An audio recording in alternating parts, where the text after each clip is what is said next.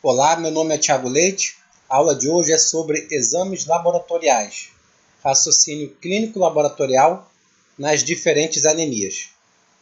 Os meus contatos estão aqui embaixo. Prof. Thiago Leite, Instagram, tclleite@gmail.com, meu e-mail, e o meu canal do YouTube, Thiago Leite. Bom, então vamos começar. Essa é a terceira parte, falando sobre anemia microcítica. A parte clínica, exames laboratoriais e o tratamento. Bom, como já havia dito nas aulas anteriores, as anemias podem ser classificadas, por exemplo, pelo VCM, ou seja, o tamanho. Podem ser microcíticas, normocíticas ou macrocíticas. Como a gente acabou de ver, nessa aula eu vou focar as microcíticas. E as anemias microcíticas podem ser não hemolíticas, ou seja, a hemácia tem uma vida em torno de 120 dias, ou hemolíticas, anemias hemolíticas, que podem ser microcíticas ou não. A maior parte delas acaba sendo microcíticas, mas não necessariamente. E as hemolíticas, a gente já sabe, que a hemácia tem uma vida menor do que 120 dias. Então vamos iniciar pelas não hemolíticas, quando há prolongada e intensa queda na síntese de hemoglobina. Eu já destaco a linha amarela, anemia ferropênica, porque é a mais comum.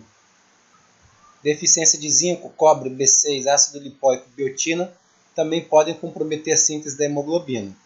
Síndromes de má absorção, da mesma forma. Intoxicação por metais tóxicos, como chumbo, chamado de saturnismo, que é até uma forma de anemia sideroblástica. Cádmio, alumínio, cobalto e mercúrio também podem comprometer a síntese da hemoglobina em algum grau. Mas vamos falar mais da ferropênica, que é a mais comum. Bom, antes de iniciar a minha fala sobre a anemia ferropênica, acho muito importante a gente falar um pouco sobre o metabolismo geral do ferro. Como que ele é absorvido, como que é o seu metabolismo intermediário, excreção, como que isso é regulado. Que vai facilitar muito depois o entendimento da anemia ferropênica e até os exames laboratoriais para fazer esse diagnóstico com mais precisão. Então, para quem quiser, no meu canal do YouTube tem esse vídeo. Você pode digitar série CUSP-GIS, ferro, parte 1, metabolismo básico do ferro. Esses aqui são 3 vídeos na sequência, parte 1, parte 2, parte 3, que eu conto toda a história do ferro e aqui é o metabolismo básico dele. Então é mais uma opção para a sua melhor compreensão sobre o metabolismo do ferro. Mas eu também vou comentar ele aqui. Então vamos começar. Então, a absorção do ferro lá no seu enterócito. Então dá uma olhada ali, ferro mais 3 ali em cima. Ferro férrico, por exemplo, oriundo dos alimentos de origem mais vegetal. Então você tem esse ferro férrico mais 3, que ele pode ser então reduzido por essa enzima ferro-redutase, que está ali na membrana do seu enterócito, que é essa DCYTB. DCYTB é uma ferro-redutase, está na membrana do enterócito, que é capaz então de converter o ferro férrico em ferro ferroso, reduzindo. E aí o ferro ferroso, uma vez formado, ele pode ser então captado pelo enterócito por esse transportador DMT1, que ele tem esse nome. Então é um transportador de metal divalente. O D de divalente, o M é de metal e o T de transportador. Transportador de metal divalente. Então ele transporta, além do ferro, por exemplo, manganês, magnésio, cobre, cobalto, zinco e apesar de não estar ali o cálcio também. Então você tem uma aplicação clínica clara. Se você quer aumentar a absorção do ferro na alimentação, esse ferro na OM, oriundo do vegetal, você, por exemplo, poderia evitar leite e derivados, porque leite e derivados é fonte rica de cálcio e poderia estar diminuindo a biodisponibilidade do ferro naquela mesma refeição. Bom, aqui do seu lado esquerdo você tem esse grupamento M, e ali a gente já sabe que tem um ferro, o ferro dito M, oriundo do mundo animal. E aí você tem essa proteína que transporta esse ferro M para dentro do enterócito, é HCP1, uma proteína transportadora de M1, e uma vez dentro do enterócito, esse ferro, dentro dessa estrutura M, ele vai ser liberado, porque ele vai ser atacado literalmente por aquela enzima M-oxigenase, e essa enzima vai conseguir então liberar o ferro daquele anel de protoporfirina. De forma que o ferro M ele já é um ferro ferroso, um ferro 2+. E o ferro que está sendo absorvido pelo vegetal já foi convertido em ferro 2+, ou seja, o ferroso também. De modo que agora a gente tem um pool intracelular, né, de ferro ferroso. E esse pool pode ser estocado dentro do enterócito. Então a gente tem uma proteína que estoca com maestria o ferro, que é aquela ferritina. Esse ferro, além de ser estocado na ferritina, ele consegue também ser transportado pelo enterócito, através da ferroportina. A ferroportina aceita apenas o ferro ferroso, o ferro 2+. Tá? Então, uma vez que a ferroportina transporte para o meio extracelular esse ferro ferroso, ele vai achar agora uma outra enzima chamada rafestina, que ela consegue então agora oxidar o ferro 2+, de ferroso, para o ferro 3+, ou ferro férrico. A transferrina plasmática transporta o ferro para os demais tecidos e as demais células. Bom, mas a gente também pode observar no modelo algumas coisas importantes. Tá? Então, por exemplo, ali, HCP1, que é a proteína que transporta o grupamento M. Olha lá, na sua esquerda. A regulação dessa proteína, da expressão dessa proteína, é feita de acordo com o nível do ferro intracelular, no enterócito. Ou seja, havendo deficiência de ferro no enterócito, ou hipóxia, que é uma situação que está mostrando anemia, por exemplo, HCP1 se redistribui do citoplasma, onde ela fica localizada, né, originalmente, e vai para a membrana plasmática, para poder captar mais ferro, ferro M, facilitando então a captação do ferro M, né, pelas células duodenais, quando realmente há uma necessidade maior do organismo. Então, quando você tem uma sinalização, de novo, no enterócito, onde esse enterócito está com baixa concentração de ferro, a ferritina está com o estoque lá embaixo de ferro, ou esse enterócito está experimentando hipóxia, é uma situação que pode estar cursando com anemia. Opa, está faltando ferro no organismo. O que eu faço? Tenho que aumentar a captação de ferro. Uma das estratégias para aumentar a captação de ferro é translocar a proteína HCP1 originalmente no citosol para a membrana plasmática, de modo que ela possa então captar mais ferro e com essa captação maior, quem sabe, tentar normalizar a questão dos estoques de ferro, que até então estavam baixos, e também diminuir a hipóxia, né, ao sintetizar mais hemoglobina pela medula óssea. Aí já é um passo mais adiante. Então essa seria a ideia. Além disso, olha aqui embaixo, HFE. É a primeira vez que eu estou falando dela, né? Então você observa ela lá embaixo no heterócito. Quem é o HFE? É a proteína da hemocromatose.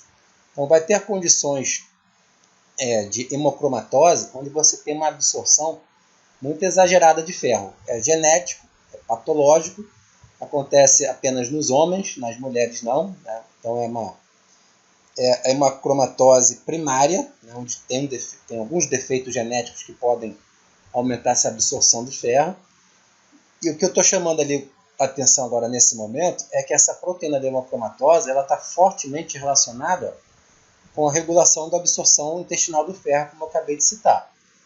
Ela interage com o receptor da transferrina, como você está observando ali no modelo, o TFR, que é um receptor de transferrina. Então, ela interage com o receptor de transferrina na luz intestinal. Então, olha que interessante, né? Como eu acabei de dizer, você tem a transferrina, que é a proteína plasmática que está ligada ao ferro. E essa transferrina é capaz de pegar o ferro do enterócito, através do ferro que está saindo da ferroportina. Então, ferro ferroso sai da ferroportina, ele é oxidado, né, pelaquela enzima refastina, então ele vira novamente o ferro férrico, e a transferrina ali no enterócito já consegue pegar esse ferro férrico. Então essa transferrina consegue se associar ao seu receptor, que é o receptor de transferrina, que está localizado ali também na membrana plasmática, e ao se associar ao receptor de transferrina, aquela proteína que está ali do lado acoplada, a proteína de hemocromatose, ela consegue perceber de alguma forma o quão essa transferrina está saturada ou não com ferro. E ao identificar, por exemplo, que a transferrina está pouco saturada, tem pouco ferro ligado na transferrina, o que essa proteína da hemocromatose sinaliza para o enterócito? Olha, ainda tem pouco ferro no sistema, no organismo. aumenta essa absorção de ferro aí. Ou por outro lado, olha, a transferrina já está cheia de ferro, a transferrina está lotada de ferro, então essa proteína da hepacromatose está percebendo isso e aí ela induz o quê? A diminuição da absorção do ferro. De alguma forma, ela vai sinalizar a diminuição da absorção do ferro. Tá? Então são aí alguns detalhes, né, de controle interno, biológico, feedbacks, né, para você ter uma quantidade ótima de ferro. Nem déficit e nem superávit. Vale aqui destacar também, nesse modelo você está vendo isso em relação à ferritina. A ferritina realmente é uma proteína, né, que estoca ferro e ela é intracelular. Mas a gente consegue dosá-la no sangue. Ela quase não tem no sangue. Mas o que tem lá reflete, tem uma proporcionalidade com a ferritina que está no meio intracelular. Esse dado realmente é muito importante. Então, a quantidade de ferritina celular é proporcional à ferritina plasmática e ao ferro armazenado.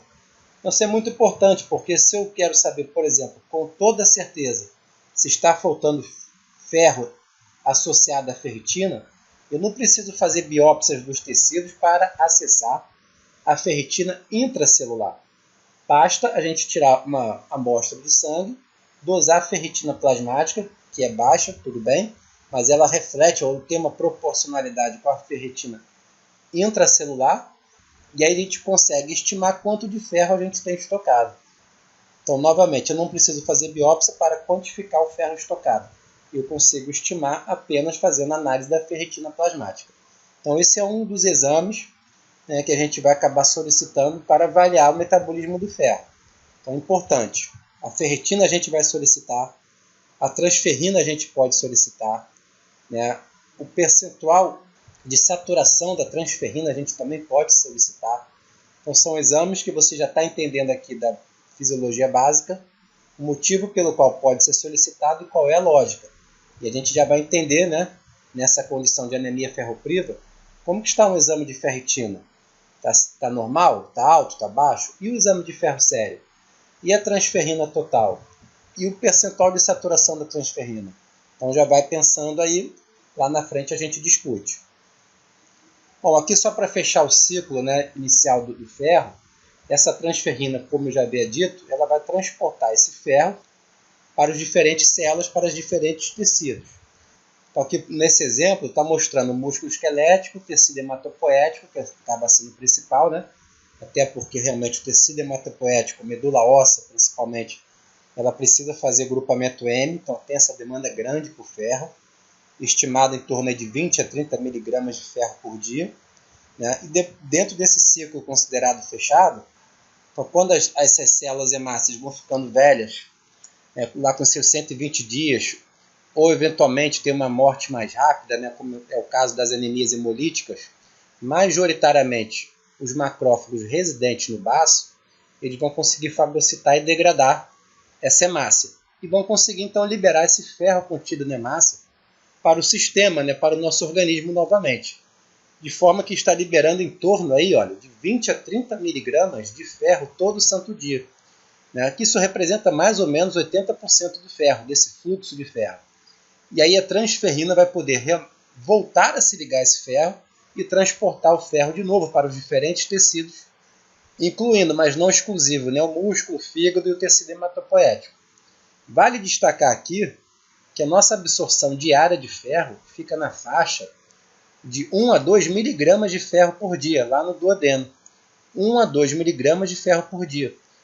Só que a nossa demanda para hematopoese, uma demanda diária, é de 20 a 30 miligramas, muito superior à sua capacidade de absorção diária. Por isso a importância, né, de você estar reciclando de forma eficiente essas hemácias que são degradadas todo dia.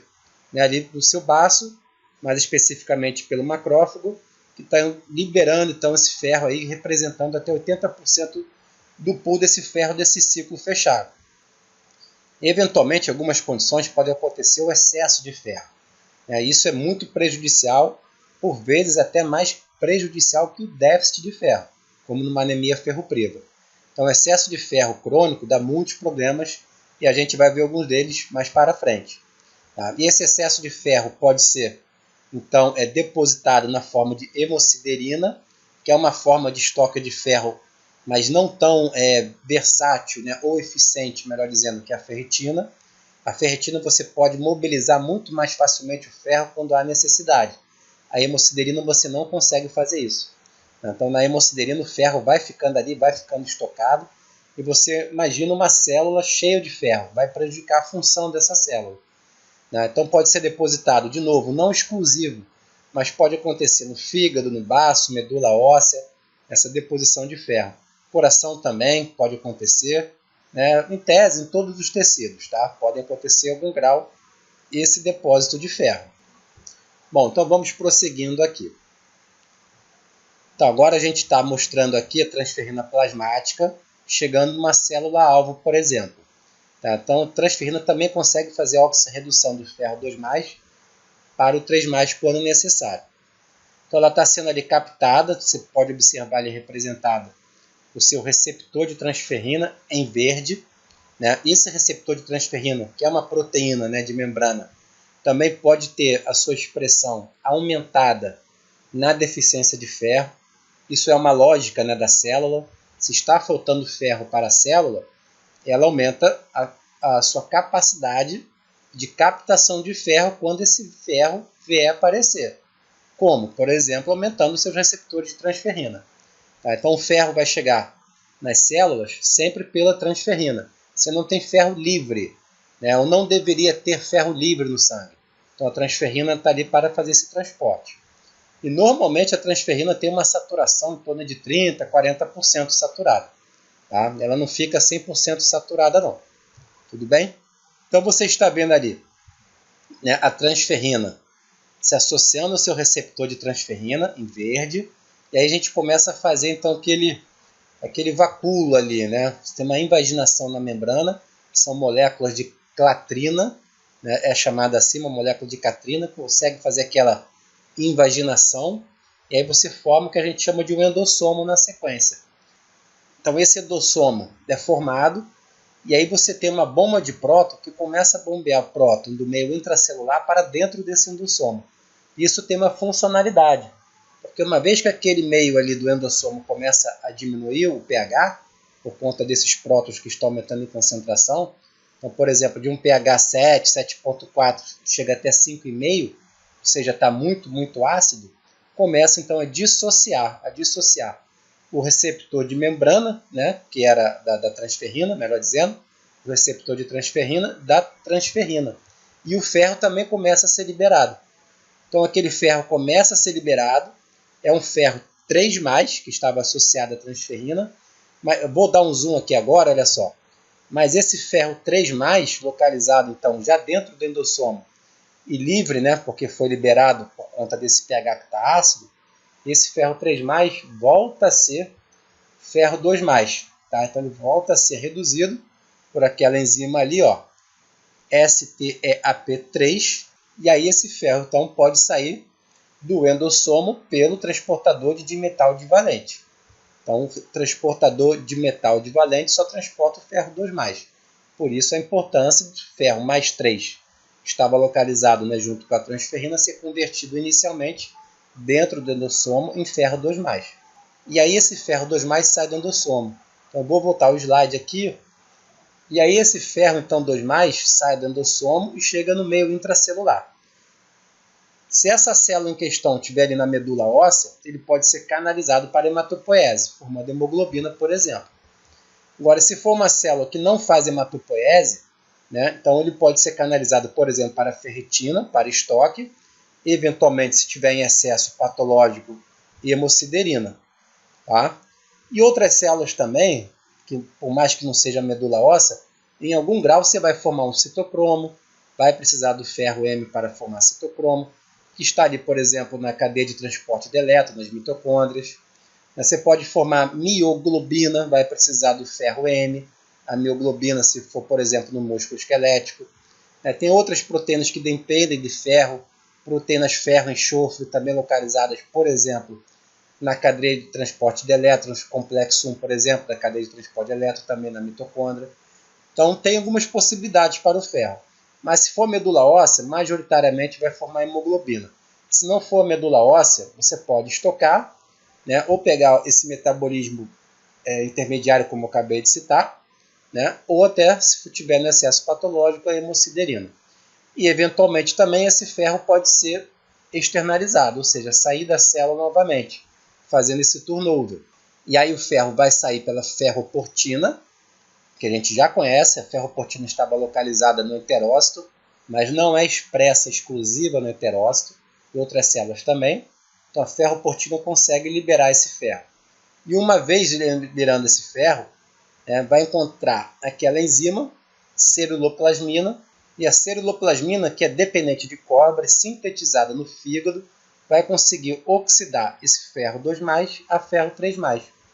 E aí, você já entendeu, esse ferro 3+, férrico, pode ser novamente captado pela transferrina, fechando esse ciclo. Então o ciclo está todo aqui. Não entendeu? Volta o vídeo, dá uma olhada novamente para maior esclarecimento. Então estou mostrando aqui pela primeira vez uma proteína muito importante para a regulação sistêmica do ferro, denominada de epsidina. Então, como vocês podem observar aqui no modelo à esquerda, no enterócito, a epsidina está diminuindo a captação do ferro, principalmente esse ferro não M. E por outro lado, ele está diminuindo a exportação do ferro do enterócito, né, para o meio extracelular, para ser realmente absorvido e as outras células do nosso organismo terem acesso. Então ele consegue, então essa epsidina consegue também inibir a ferroportina. Então são os dois extremos, né? Na entrada do ferro no enterócito está comprometido e a saída do ferro pelo enterócito também está comprometida.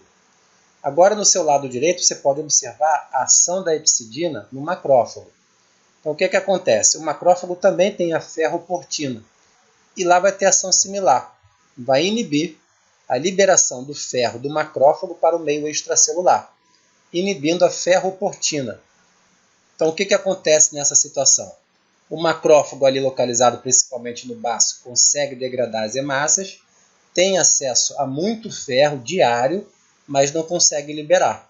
Então você fica com ferro em estoque no organismo, a ferritina está elevada, a ferritina no exame vai estar elevada, representando que tem ferro no estoque, porém não tem ferro para fazer hematopoese, porque o ferro que deveria estar chegando na medula óssea para fazer hematopoese não chega, nem pela absorção que está travado e nem, né, pelo aquele ciclo fechado que eu acabei de comentar, que depende dessa boa função do macrófago. E o macrófago está com a função só de entrada. Ele fagocita ali a hemácia, libera o ferro intracelularmente, mas não consegue liberar para o meio extracelular.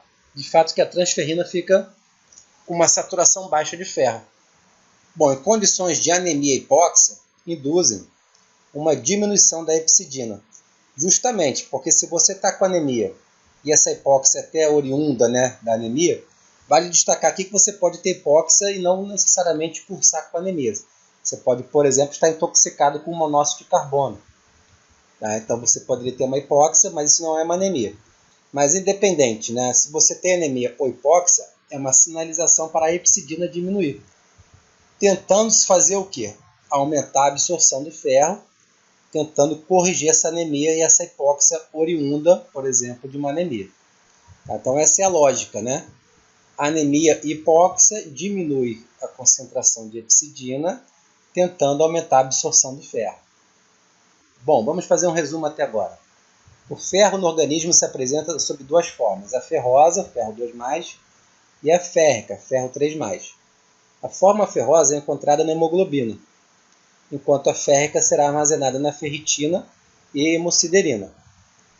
A transferrina é a principal proteína transportadora do ferro 3+, no plasma.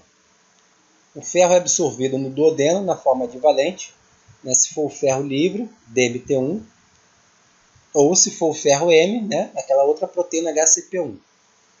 Após a absorção, o ferro pode ser armazenado pela ferritina nas células da mucosa intestinal ou captado pela transferrina e distribuído para as outras células. Normalmente a transferrina circulante está saturada em cerca de 30% com ferro, pouco mais também. Pode ser 30, 35, 40.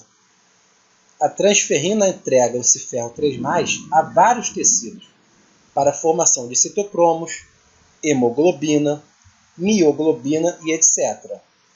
O ferro não utilizado é armazenado na ferritina ou na forma de hemosiderina, forma de ferritina parcialmente desnaturada, no sistema retículo endotelial.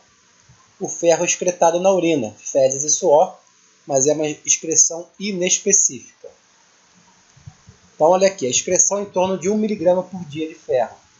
A maioria da perda ocorre nas fezes, descamação das células mucosas e pelo ferro biliar não absorvido. O restante é perdido pela descamação da pele, excreção urinária e, no caso das mulheres, também pela menstruação, uma perda adicional de até 1 mg por dia. Então, vale destacar aqui que essa excreção realmente é inespecífica. Você vai perder ferro pela menstruação, você vai perder ferro pela mucosa, pelas fezes, né, pela pele, independente se você tem baixo, médio ou alto conteúdo de ferro no corpo. É inespecífico. Aqui embaixo agora, algumas anemias requerem transfusões sanguíneas frequentes, estando associadas a complicações por excesso de ferro. Então, tem anemias tão profundas que você requer realmente ter transfusão frequente. E por vezes, né, como tem muita transfusão, você pode inclusive acabar tendo complicação por excesso de ferro. Já que a gente não consegue eliminar ferro, a gente não tem mecanismo para a eliminação do ferro quando ele está em excesso, a gente não consegue eliminá-lo de forma eficiente. Então, como o nosso organismo não possui mecanismos finos para eliminar o ferro, quando em excesso, complicações crônicas podem acontecer. Então, o metabolismo do ferro, de uma maneira geral, é controlada para termos os níveis adequados de ferro no organismo. Quando a gente tem uma baixa de ferro, a gente aumenta a absorção. Quando os níveis de ferro tendem a aumentar, a gente dificulta essa absorção. Mas uma vez com sobrecarga, a gente não tem mecanismos tão finos ou desenvolvidos para eliminar, para excretar o ferro. Como a gente viu, o ferro acaba sendo excretado de forma inespecífica, independente se temos sobrecarga ou não dele no nosso organismo. Por exemplo, numa descamação de pele, perda pela mucosa, né, na menstruação. Então, são mecanismos independentes que não estão correlacionados com a concentração de ferro no organismo. Então, o risco de uma sobrecarga de ferro no nosso organismo pode acontecer e a gente não vai conseguir excretar de forma eficiente, não temos esses mecanismos bem desenvolvidos, e uma sobrecarga de ferro no organismo é muito mais danosa ou perigosa do que um déficit de ferro, como eu irei abordar aqui rapidamente. Então, hemocromatose. Hemocromatose é uma doença na qual ocorre depósito de ferro nos tecidos, em virtude do seu excesso no organismo. Então, o excesso de ferro no organismo é hemocromatose. Hemocromatose pode ser de dois tipos principais, a hereditária e a secundária. Na hereditária temos alguns polimorfismos que contribuem para aumentar a absorção de ferro, é genética e acomete o homem. Hemocromatose secundária. Aqui o principal ponto são as transfusões sanguíneas. Então, na anemia falciforme, talassemia e anemia sideroblástica, necessitamos de transfusões sanguíneas frequentes. Então, isso pode em algum momento acometer, né, e aumentar aí o risco de depósito de ferro no corpo. Então, a secundária majoritariamente é por transfusões sanguíneas e a hereditária por questões genéticas.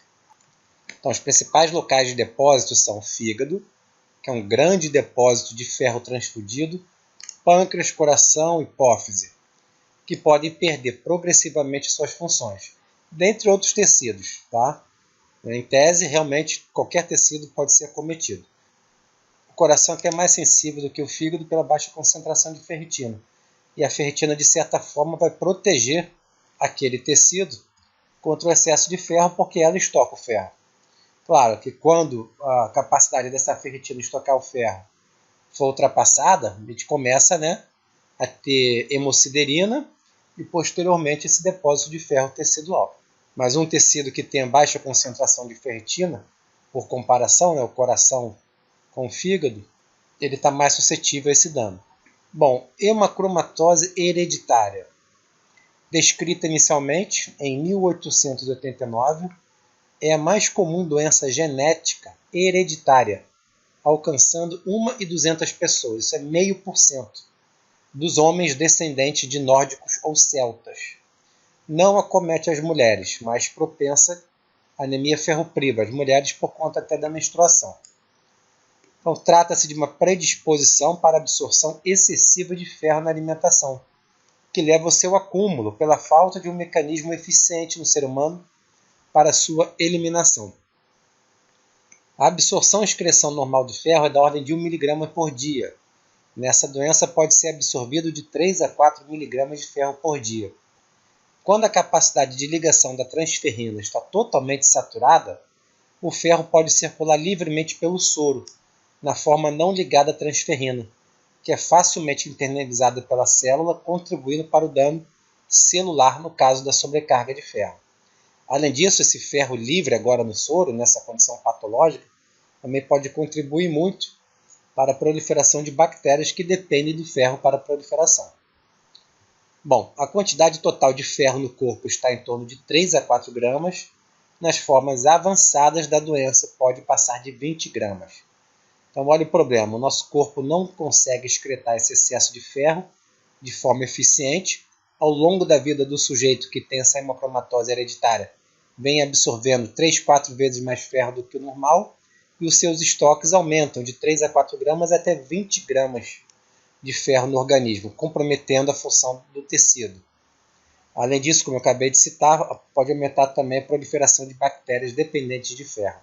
Então é uma condição bem complicada essa hemocromatose hereditária. Então o risco de uma sobrecarga de ferro é maior do que a sua deficiência, já acabei de citar. Vocês já viram o tamanho do risco. A fisiopatologia da hemocromatose hereditária. Função alterada da proteína hemocromatose, aquela que eu já apresentei para vocês, HFE, fica lá no enterócito, então a absorção de ferro acaba sendo muito maior. Aumento da absorção intestinal do ferro pelo intestino delgado.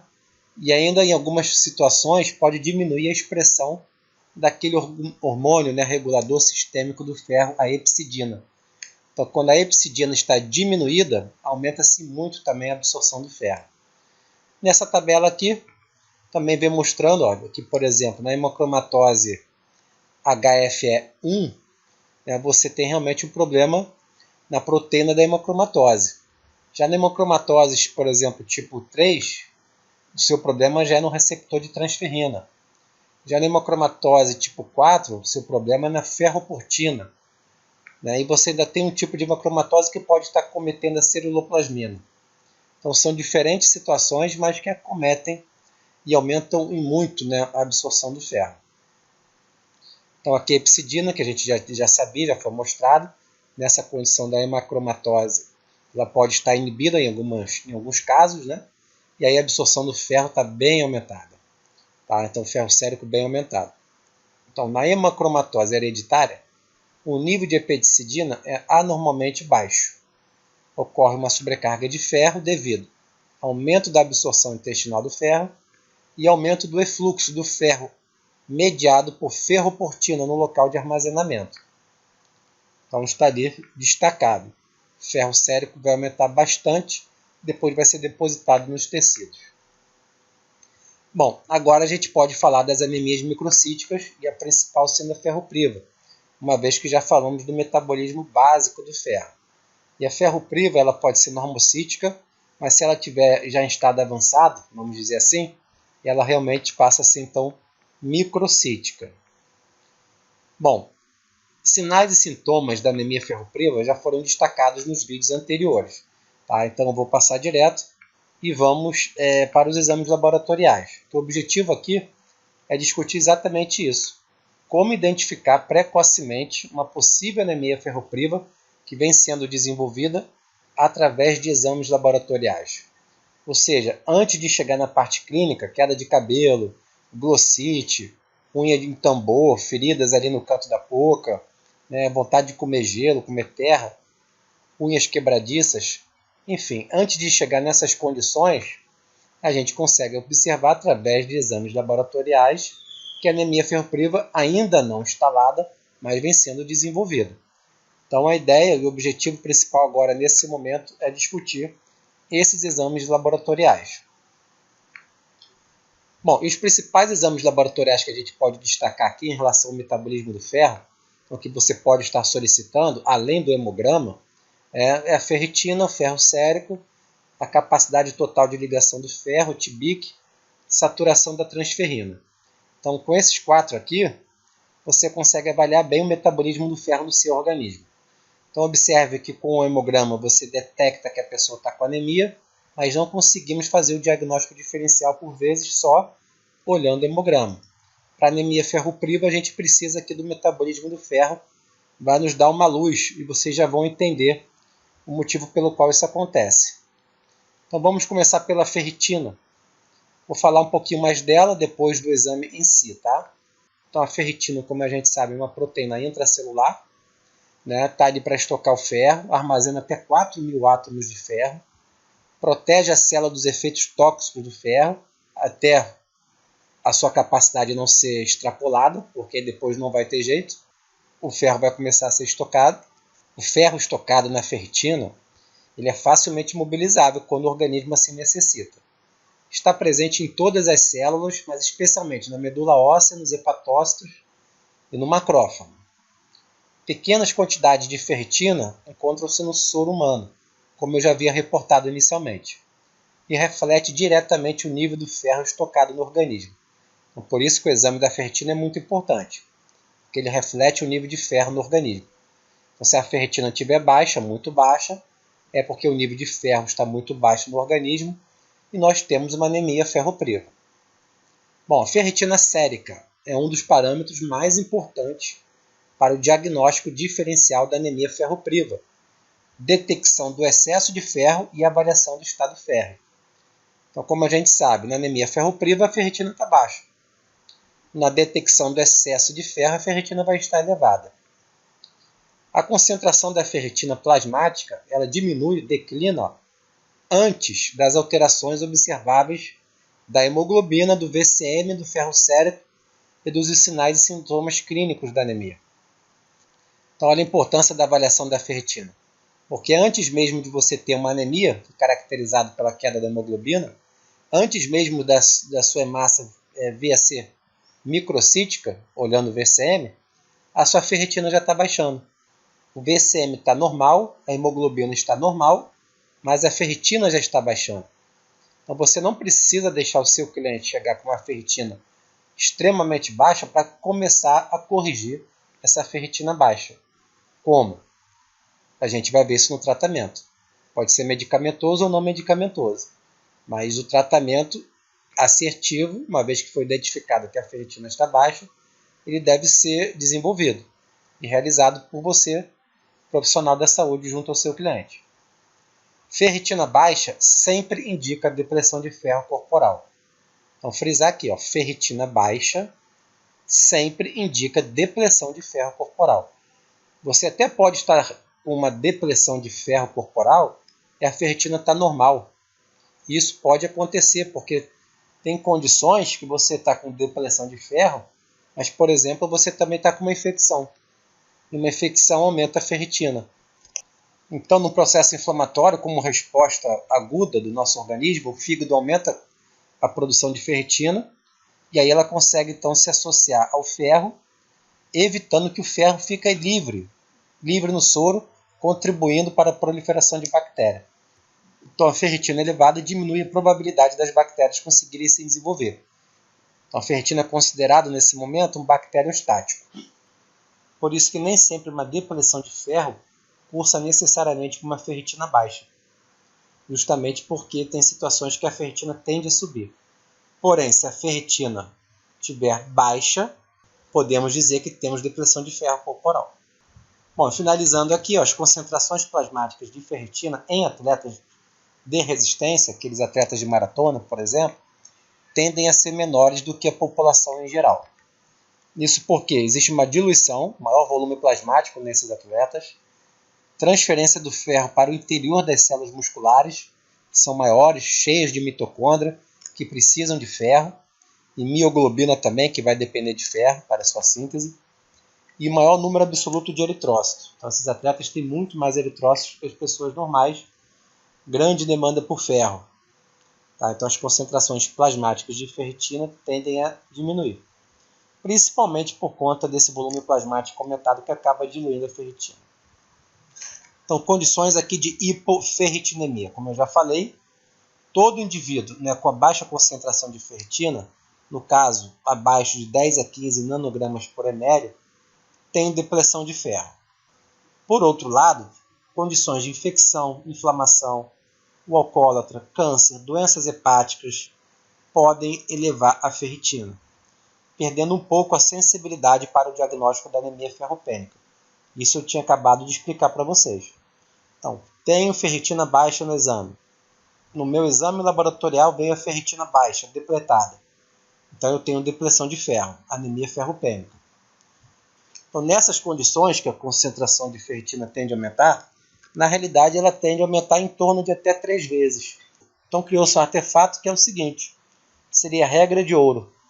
Nessas condições de infecção, inflamação, etc., dividir o valor da ferritina encontrada no exame laboratorial por 3, sabendo que ela tende a aumentar em até 3 vezes em concentração nessas condições.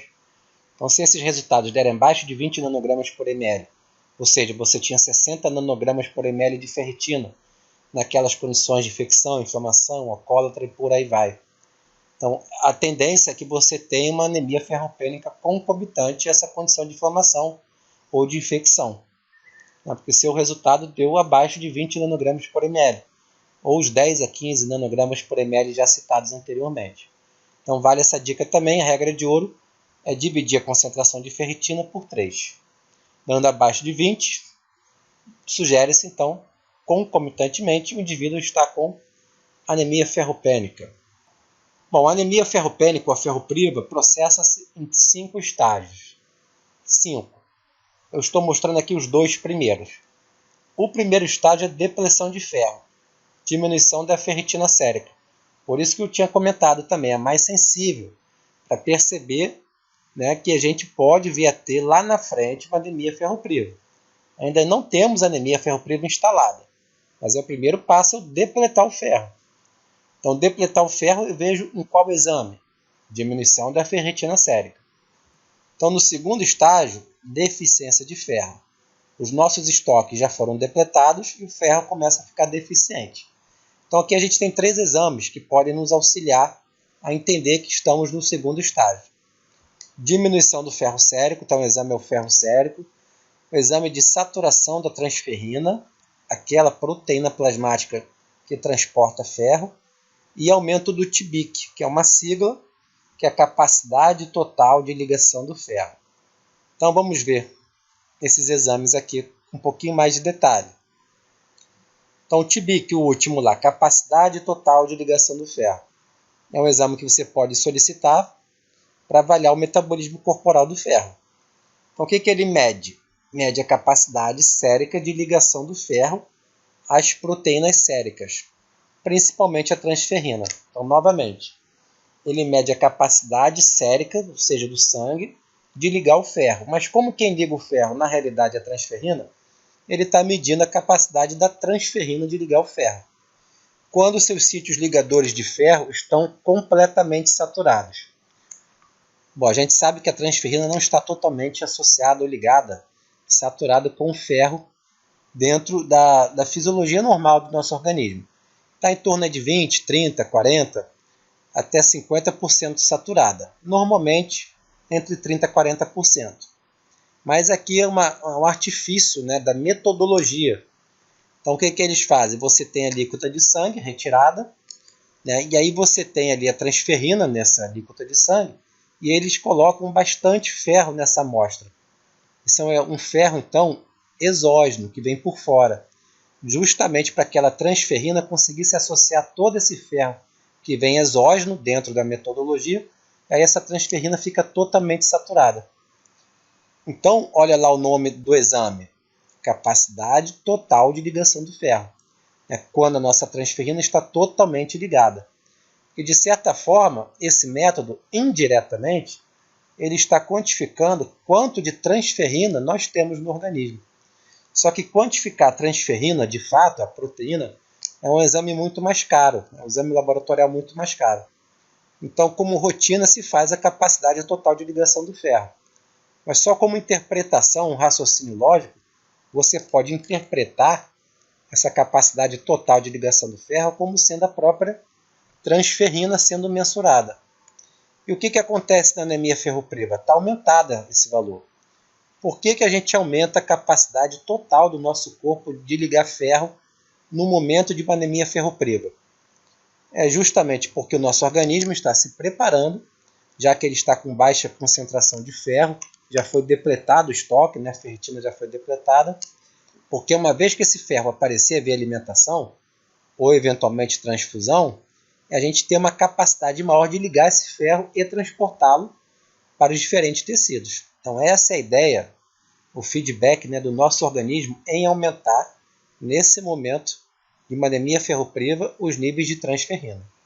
Correto? Só que essa transferrina, mais uma vez, sendo mensurada de forma indireta através da capacidade total de ligação do ferro.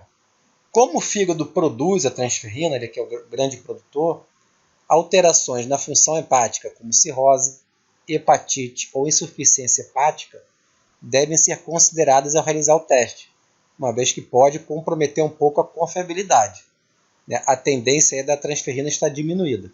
Então, a transferrina, além disso, a capacidade total de ligação ao ferro pode estar reduzida nas hepatopatias, justamente porque é o tecido hepático que produz a transferrina, inflamação aguda, desordens inflamatórias crônicas, síndrome nefrótica, doenças malignas, hemocromatose e também na desnutrição proteica. Na hemocromatose, a gente viu que a gente consegue absorver muito mais ferro. Então não tem porquê nosso organismo se adaptar produzindo mais transferrina. Uma capacidade de transportar o ferro é uma condição patológica. Então, na realidade, na hemocromatose, a gente quer diminuir essa absorção do ferro e o transporte, de forma que a transferrina também está então reprimida. O TBIC fica dentro da faixa de normalidade quando ambas, a inflamação que tende a reduzir e a deficiência de ferro que tende a aumentar, coexistem. Então ela fica dentro da faixa de normalidade. E a saturação da transferrina? Também é uma conta. Então você tem ali saturação da transferrina em percentual é igual a 100 vezes a concentração de ferro dividido pela transferrina, ou a capacidade total de ligação do ferro. Transferrina, quase que sinônimo. Então, na anemia ferropriva, o que estaria acontecendo? O ferro, que é o numerador, ele está baixo. É anemia ferropriva, o ferro está baixo. E o TBIC está como? Aumentado, a transferrina está aumentada. Então, se o ferro está baixo, o numerador está baixo e o TBIC está elevado, ou seja, a saturação da transferrina na anemia ferropriva está muito baixa. Ou seja, é muita transferrina sendo produzida para pouco ferro. Nossa transferrina tem poucos ferros no seu sítio de ligação. Então, o resultado desse exame, numa anemia ferropriva, é a saturação da transferrina baixa. Pode até ser um diagnóstico, um exame laboratorial para um diagnóstico diferencial de outras anemias que não são ferroprivas. O problema não é no ferro. Então, o ferro, por vezes, está normal e a capacidade total de ligação ferro-transferrina está normal também. E aí o percentual de saturação de transferrina pode estar normal ou, dependendo da situação, até alto, mais elevado. Na hemocromatose, que não é uma anemia, esse índice de saturação da transferrina também vai estar bastante elevado, com certeza. Então, continuando, terceiro estágio, anemia ferropênica. Diminuição da hemoglobina. Só nesse terceiro estágio que realmente nós temos uma anemia, porque agora a hemoglobina visualizada no hemograma diminuiu em concentração. Ainda normocítica, o tamanho da célula está normal, VCM, e os reticulócitos ainda não conseguiram responder ainda. Ou seja, não estamos ainda com reticulocitose. Quarto estágio, desenvolve-se agora a microcitose, as células começam a ficar menores por conta da diminuição em grande escala da hemoglobina. Então você começa a diminuir o volume da célula, o VCM é baixo. E em seguida, mais para frente, se agravar, hipocromia. Então você vai ver aquele CHCM no hemograma abaixo de 32. O RDW aumentado inicialmente, até porque no começo você vai ter células normocíticas e aquelas microcíticas que já sentiram a falta aí da produção adequada da hemoglobina. Então você tem uma população heterogênea ainda em relação ao volume. Isso vai dar um RDW alterado inicialmente. com o agravamento da anemia, a tendência é todas as células já saírem microcíticas da medula óssea. Então o RDW tende a diminuir nesse momento de agravamento. Observe então aqui a limitação do VCM para detectar essa anemia ferropriva, porque já ele é muito tardio, né? Então VCM, ou seja, a microcitose, até ela acontecer, sabendo que as hemácias têm uma vida de 120 dias em média, tem que esperar 3 a 4 meses até aquelas hemácias, né, realmente virarem microcíticas. Então o tempo necessário para que a deficiência do ferro altere seus valores é em torno de 3 a 4 meses. Ou seja, olhar apenas o VCM não é o adequado para saber se temos uma anemia ferropênica. O VCM já é tardio de certa forma, pelo menos em 3 a 4 meses. De forma que é mais prudente e vantajoso você medir, né, a ferritina, saturação de transferrina, TBIC, ferro sérico, mas pelo menos a ferritina, que é o principal sensor ali e o mais precoce. Quinto estágio, sinais e sintomas clássicos da anemia ferropriva mais evidente. Só aqui que você sente sinal e sintoma. Só aqui que você vai começar, por exemplo, a perder performance numa maratona, no exercício físico vigoroso, porque até então está tudo preservado. Uma observação final, o ferro sérico pode estar diminuído na anemia ferropriva, óbvio, né? É uma anemia ferropriva, então o ferro está diminuído. Só lembrando que a anemia ferropriva não necessariamente tem a ver com alimentação, então pode estar associado com hemorragia, parasitas no trato gastrointestinal, acloridria, o idoso, por exemplo, tomando muito omeprazol, gastrectomia e etc. Isso a gente já viu nos outros vídeos também. Agora, o ferro sérico também pode estar diminuído nas anemias por doença crônica. Como a gente viu na doença crônica, o ferro sérico está diminuído não porque está faltando, é porque ele está retido, preso nas células. Né? Por exemplo, lá no macrófago, uma vez que a epsidina está elevada nessa inflamação crônica, uma vez elevada, ela inibe a ferroportina. Então não tem como você eliminar esse ferro do meio intracelular para o meio extracelular. Então fica todo retido na célula, e aí uma interpretação é que o ferro sérico realmente está baixo. Como diferenciar uma anemia ferropriva de uma anemia por doença crônica olhando apenas exame laboratorial? A ferritina sérica novamente. Então a ferritina sérica difere nesses dois casos, sendo o diagnóstico diferencial. Em qual sentido, Tiago? A ferritina estará baixa na anemia ferropriva, mas a ferritina estará elevada na anemia por doença crônica. Uma vez que na anemia por doença crônica a gente tem muito ferro no organismo. Então vai refletir na ferritina sérica elevada. E na anemia ferropriva a gente tem depressão de ferro e essa ferritina também vai estar baixa. Então esse é o diagnóstico diferencial de uma anemia ferropriva para uma anemia por doença crônica, ferritina. Bom, e o tratamento da anemia ferropriva?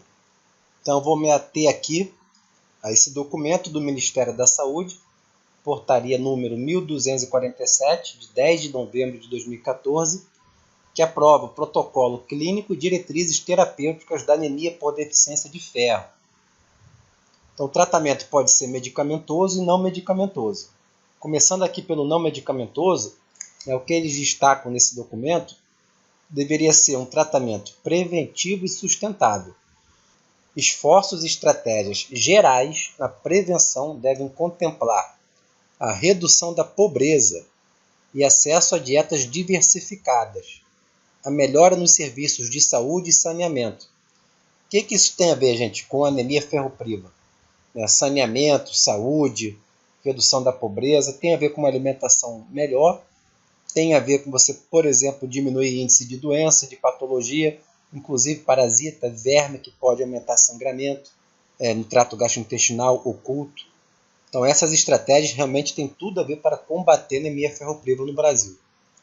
Garantir o aporte de ferro necessário, principalmente para a população vulnerável, crianças com menos de 2 anos, gestantes e mulheres no pós-parto.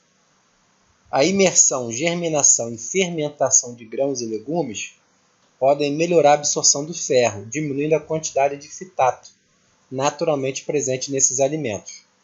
Então tem alguns alimentos aqui, fonte, que poderiam estar sendo trabalhados pelo nutricionista para aumentar a absorção do ferro. Então você tem as carnes de uma forma geral, a carne vermelha, frango, peixe, que é o ferro M, Tem o fígado, né? Tem as leguminosas, o vegano, por exemplo, o onívoro também, né? Com certeza. Frutas cítricas junto com as refeições, principalmente para aumentar a absorção do ferro não M. Lembra que o ferro 3+, tem que ser convertido em ferro 2+. Então, no ambiente mais redutor, isso facilita. Sucos, por exemplo, de laranja, de acerola, de limão, podem facilitar a absorção desse ferro não M. E evitar na mesma refeição chá, café, leite, derivados, pois podem diminuir a absorção do ferro. Só fazendo um parêntese aqui rapidamente, se porventura você tem um paciente que é justamente o contrário, o problema dele não é a falta de ferro, é o excesso, como na hemocromatose hereditária ou primária, então justamente aqui na parte nutricional vai evitar isso aqui tudo. Quanto menos ferro você tiver, melhor. Ou se for consumir ferro, você deve botar chá, café, leite derivado. É justamente o raciocínio contrário, quando você tem um paciente com hemocromatose. Bom, já no tratamento medicamentoso, o documento nos traz o seguinte, né? Destacando aqui que as fotos, gente, são meramente ilustrativas, tá? Não tem conflito de interesse algum. A terapia com ferro sem buscar a causa é prática ruim. Então, estou com anemia, vamos suplementar ferro? Não, longe disso. Você vai suplementar ferro quando for indicado. Por exemplo, numa anemia ferropênica. Se você não tem problema com ferro, você não deve suplementar ferro. Você tem que identificar a causa. Então, a terapia com ferro sem buscar a causa é uma prática ruim. A dose recomendada do suplemento de ferro e a duração do tratamento vai variar de acordo com a idade e a gravidade da anemia. Suplemento de ferro via oral, eficaz e barato, é a primeira escolha, mas tem uma tolerância individual, como a gente já vai ver. Então a gente tem no mercado, por exemplo, né, o que está descrito nesse documento: sulfato ferroso, gliconato ferroso e fumarato ferroso. Sais de ferro não devem ser administrados junto às refeições. Fosfatos, fitatos e tanatos diminuem a sua absorção. Tá? Então, antiácidos. Se você for porventura tomar antiácido, seja 2 horas antes ou 4 horas após. Inibidores da bomba de próton, chá, café, ovos, antibióticos, quinolonas de tetraciclinas, bebidas e suplementos com cálcio, leite e derivados. Então, tudo isso aí você tentar evitar junto, né, quando você estiver fazendo a suplementação com ferro. Talvez você possa deixar de lado um pouco essa questão da biodisponibilidade por questões de aderência e motivação, até solicitar que seu paciente tome o fármaco junto às refeições, ou pelo menos ali 30 minutos antes. O ferro pode ser fornecido por meio de vários sais férricos, como eu já tinha citado. Oral, sulfato ferroso, gliconato ferroso e fumarato ferroso. Mesma eficácia, segundo esse documento, tá? Mesma eficácia. Outras preparações orais são em geral mais caras e por vezes com pior absorção. Então não inventam, é sulfato ferroso, gliconato ferroso ou fumarato ferroso. As doses terapêuticas usuais dos medicamentos preconizados são: sulfato ferroso, tratamento em crianças, 3 a 6 mg por quilograma de peso por dia de ferro elementar, sem ultrapassar 60 mg por dia. Gestantes, 60 a 200 mg por dia de ferro elementar, associadas a 400 microgramas por dia de ácido fólico. Adultos, 120 mg por dia de ferro elementar. Idosos, 15 mg por dia de ferro elementar. Tem uma discussão hoje na literatura se seria mais interessante fornecer esses suplementos de forma diária, né, todo santo dia, ou alternado, dia sim, dia não. Então existe essa discussão. Acho que ainda não está muito bem estabelecido. Bom, aqui só alguns exemplos. Da mesma forma, tem um conflito de interesse nenhum, só para ilustrar. Aqui sulfato ferroso em comprimido, algumas marcas aí. Sulfato ferroso, solução oral. Sulfato ferroso, xarope. Saindo um pouco agora do sulfato ferroso oral, a gente tem uma outra opção, que é o ferro intravenoso. Com certeza aqui o nutricionista não vai poder solicitar. Produz uma resposta terapêutica mais rápida do que o ferro por via oral, mas pode provocar efeitos adversos, mais comumente reações alérgicas ou reações infuncionais, por exemplo, febre, artralgia, dor nas articulações ou mialgia. As reações anafilactóides graves, que já foram mais comuns no passado, eram causadas principalmente pelo destrano de ferro de alto peso molecular, que não está mais disponível, então isso evoluiu. Antigamente, então, esse ferro intravenoso poderia dar reação anafilactoide muito grave. Isso não acontece mais a priori. Bom, o ferro intravenoso é necessário ou preferível quando intolerância absoluta do paciente pela via oral.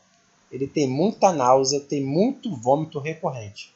Então ele não aguenta pela via oral. Então o intravenoso passa a ser preferível ou necessário. Doença inflamatória intestinal. Aí não tem jeito. Se você tem uma doença inflamatória intestinal, você não vai absorver o ferro de forma eficiente pela via oral. Então vai ter que ser intravenoso, primeira linha de tratamento. Pacientes em quimioterapia ou em diálise, também intravenoso vai ser a primeira linha de tratamento. É uma boa opção em pacientes após cirurgias de bypass gástrico, então também diminui muito a biodisponibilidade do ferro via oral, quando você já fez cirurgia e tirou parte do estômago. Anemia grave sem resposta ao tratamento oral. Então você está fazendo tratamento oral com sulfato ferroso, por exemplo, a sua anemia está grave e a sua hemoglobina não está respondendo, ela não vem aumentando ao longo de, por exemplo, 2 meses. Você está monitorando esse paciente, fez hemograma novamente, a hemoglobina não subiu e a anemia está grave. Então, realmente, esse tratamento oral não está funcionando, não está sendo efetivo. Então, passa a ser necessário ou preferível a intravenosa. E ainda, quando uma quantidade muito grande de ferro é necessário, por exemplo, em hemorragias graves. A absorção máxima de ferro elementar estimada via trato gastrointestinal, ou seja, suplementação oral, é de 25 mg por dia. A absorção máxima do ferro, 25 mg por dia. Em uma única infusão, por outro lado, a gente pode chegar a 1000 mg. Então é muita diferença, gente. 40 vezes mais. Então é muita diferença. Essa resposta terapêutica é muito mais rápida com ferro intravenoso. E o outro ponto aqui que é destacado no documento, que a transfusão de hemácia é reservada para paciente hemodinamicamente instável, com sintomas que denotam grave hipóxia tecidual. É um paciente que já está hospitalizado, com certeza. Não estaria no seu consultório. Bom, também aqui novamente fotos meramente ilustrativas. Olha, um intravenoso ali, uma ampola, sacarato de ferro, intravenoso. Intravenoso melhor do que o intramuscular. Dor, abscesso, pigmentação cutânea, febre, reações alérgicas potencialmente graves. Choque e óbitos com intravenoso já é coisa do passado, como eu falei, já evoluiu, não é mais assim. Mas parece ser melhor do que o intramuscular, que no mínimo vai ter uma dor ali maior quando aplicado. No documento ele ainda traz uma fórmula para cálculo da dose total intravenoso de ferro a ser administrado, que novamente não vai ser administrado pelo nutricionista, tá? Estou colocando aqui só para a gente saber que tem essa documentação e é uma possibilidade de um ferro intravenoso ser utilizado. Então, ferro em miligrama é igual a hemoglobina desejada, conforme sexo e idade do paciente, menos a hemoglobina atual, em grama por decilitro, vezes o peso corporal em quilo, vezes 2,4 mais 500 miligramas.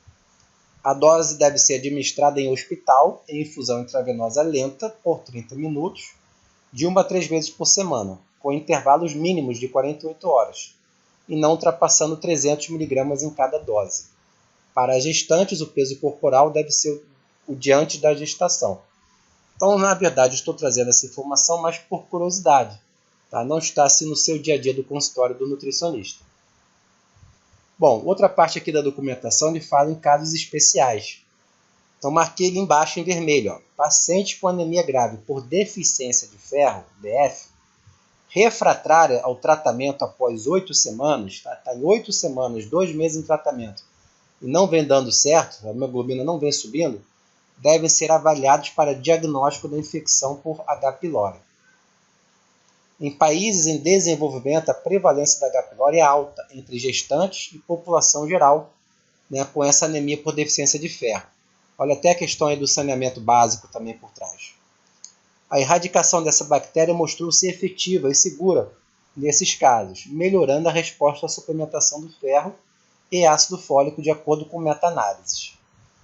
Pacientes com doenças inflamatórias intestinal crônica têm prevalência de anemia tão alta quanto 75% durante o curso de sua doença, tendo como causas mais comuns a deficiência por ferro. A anemia volta com a suspensão do tratamento, pelo prejuízo na absorção oral do ferro e do seu aproveitamento nutricional, além das perdas crônicas de sangue características da doença. Então, nesse grupo, o tratamento com ferro intravenoso, o sacarato hidróxido férrico, é superior ao oral, na melhora dos níveis de ferritina, com menos efeitos adversos, conforme meta-análise de 2012, e diretrizes internacionais, sendo, portanto, recomendado aqui por nós. Bom, a resposta ao tratamento é avaliada medindo a hemoglobina sérica, até que se atinja os valores esperados e os valores normais. A anemia deve ser corrigida dentro de 6 a 8 semanas, ou seja, até 2 meses. Avaliar a hemoglobina a cada 8 semanas, gestante a cada 4 semanas. E avaliar a ferritina a cada 3 meses, um pouquinho antes, Gestante no final do 6º mês e no final da gestação. A resposta abaixo do normal sugere sangramento contínuo, infecção ou câncer subjacente, ou má absorção de ferro por via oral. Eosinofilia sugere verminose, então esse é outro dado do hemograma. Eosinófilos aumentados sugere verminose. E aí você pode estar tendo, então, sangramento por conta desses parasitas. No tratamento com ferro, há reticulocitose e elevação da hemoglobina até a normalização, se for responsivo ao tratamento. Reticulocitose deve acontecer, os reticulócitos estão aumentando, a sua medula óssea está respondendo, porque era uma deficiência carencial e o que era carente, que era o ferro, está chegando agora em quantidade satisfatória. Deve-se manter a terapia com ferro oral ou parenteral por 6 meses no mínimo, após a correção dos níveis de hemoglobina, para repor os estoques teciduais, para que sua ferritina fique totalmente cheia, robusta de ferro. Então, de novo, frisando, você já normalizou a hemoglobina, e uma vez que normalizou a hemoglobina, continuar com essa terapia com ferro oral ou parenteral por no mínimo mais 6 meses, para normalizar agora os níveis de ferro na ferritina, garantir que os seus estoques corporais fiquem satisfatórios. Se os sintomas de anemia, como a fadiga, a fraqueza, a falta de ar, inclusive ao fazer o exercício físico, não melhorarem após a resolução da anemia, aí deve-se buscar causas alternativas, porque aquela fraqueza e a falta de ar já não tem mais nada a ver com a anemia. Deve ter uma outra causa que tem que ser investigada. Avaliar adesão e efeitos adversos, seja da intervenção via oral ou intravenosa. A adesão é muito importante, e como a gente falou, por vezes a adesão via oral não é tão alta, porque pode induzir muita náusea, vômito, e as pessoas não aderem tanto, sendo uma opção a intravenosa. Então, reações adversas ao sulfato ferroso. 50 a 70% dos pacientes. Náusea, vômito, diarreia, constipação, gosto metálico na boca e fezes preta. Resultam em baixa aderência ao tratamento. E aqui já citado também, para aumentar a absorção do ferro, suco de limão, acerola, laranja aumenta a absorção do ferro. Principalmente o ferro não heme. Leite, por conta do cálcio, café preto, chá verde, cereais, por conta do fitato, diminui a absorção do ferro, então evitar na mesma refeição. E pode ser uma possibilidade, embora não esteja nesse documento, nessa diretriz, suplementar junto a enzima fitase, 30 a 60 mg junto com o suplemento, e esse suplemento de ferro, justamente porque a fitase pode degradar esse fitato, e aí o fitato, como a gente já sabe, diminui a absorção do ferro. Se você suplementa juntamente com uma fitase, a gente espera que o fitato não esteja presente, ou em concentrações reduzidas, aumentando assim a biodisponibilidade do ferro, via oral, via suplemento, ou pela alimentação. Bom, depois de abordarmos bastante a anemia ferropriva, continuaremos com a anemia microcítica não hemolítica, ou seja, a hemácia vive em torno de 120 dias, onde existem deficiências carenciais, que não o ferro, como zinco, cobre, B6, ácido lipóico e biotina. Da mesma forma, são anemias, se não tratadas, hipoproliferativas, onde a medula óssea não consegue responder de forma adequada. Mas uma vez tratada a deficiência carencial, a medula óssea responde, produzindo reticulócitos, maior produção de hemácia e hemoglobina. E aí passa a ser uma anemia hiperproliferativa, que está respondendo ao tratamento. Bom, mas realmente são menos comuns. A mais comum, de longe, é a anemia ferropriva. Então aqui apresento a síntese do M. O M é essa estrutura aqui na sua esquerda, o ferro central ali, associado à protoporfirina 9, aquela estrutura complexa. Então vai muito além do ferro. O ferro é a última etapa na síntese do grupamento M, que depois se junta-se com a globina, né, formando a hemoglobina. Como a gente sabe, a anemia é uma síndrome de múltiplas causas.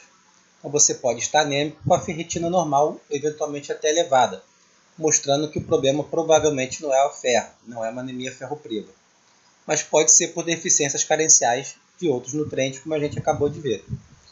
Então, novamente, pense que o zinco, cobre, B6, ácido lipóico e biotina pode estar nesse contexto. Então, aqui estou apresentando com um pouquinho mais de detalhe a via metabólica do síntese do M, parte mitocondrial, parte citosólica. Então, observe a primeira reação enzimática dessa via metabólica que sintetiza o grupamento M. É uma enzima mitocondrial, a ala-sintase, que vai sintetizar o ácido 5-amido-levulínico, ou ALA. É uma enzima que depende de B6. E é inibida por M também. Quando a gente tem muito M sendo formado, por feedback, não precisa sintetizar tanto M. Então ela fica inibida, é a etapa limitante. Então a glicina, um aminoácido, mais o succinato intermediário do ciclo de Krebs, né, formam o ALA, pela enzima ala-sintase. Interessante notar aqui também que a ala-sintase é inibida por chumbo. Na sequência, essa molécula de ALA, já no citosol, se junta com outra molécula de ALA, e aí você tem uma desidratação, retira-se água e elas se juntam, formando esse porfobilinogênio. Então, enzima 2, que é dependente de zinco. Então, a ALA desidratase é dependente de zinco. Olha a importância do zinco também. E também é inibida por chumbo, essa segunda etapa.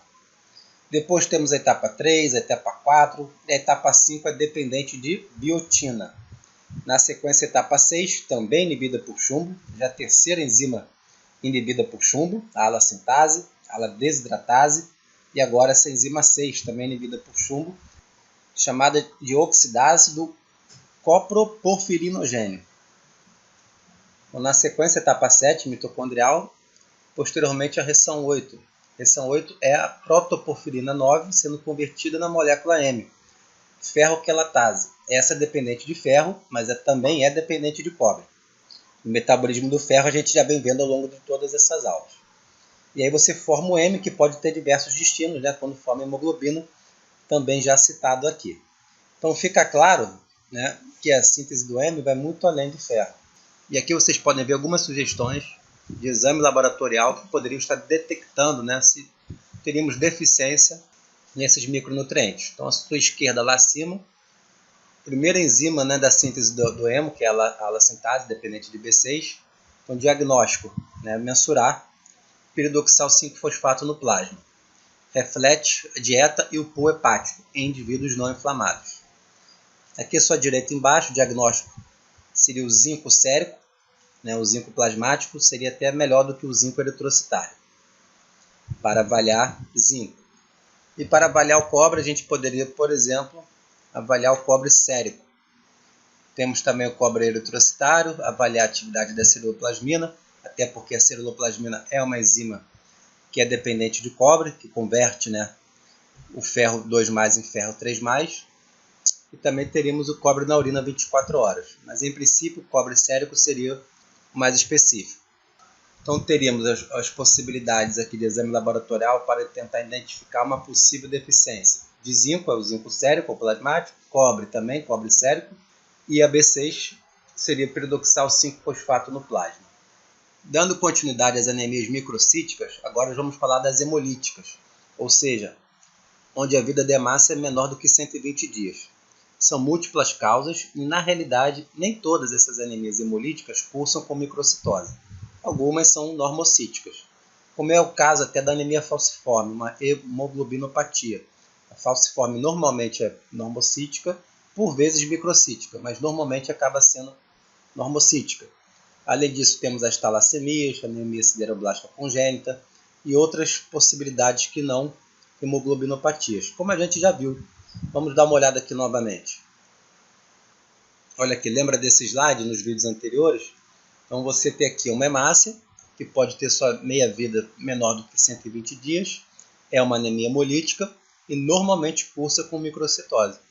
Então você tem aqui, grupo de anemias cuja causa se deve à hemólise acelerada. Meia-vida do eritrócito é menor do que os 120 dias, podendo ter origem em fatores 1. Intrínsecos ou 2. Extrínsecos.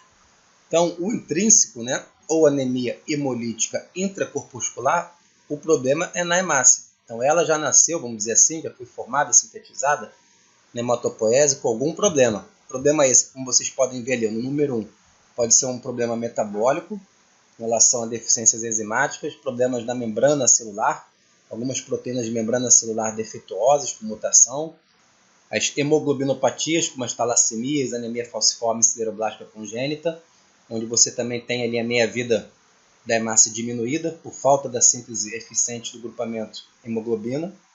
E moléculas de membrana, também já havia citado esse, hemoglobinúria paroxística noturna.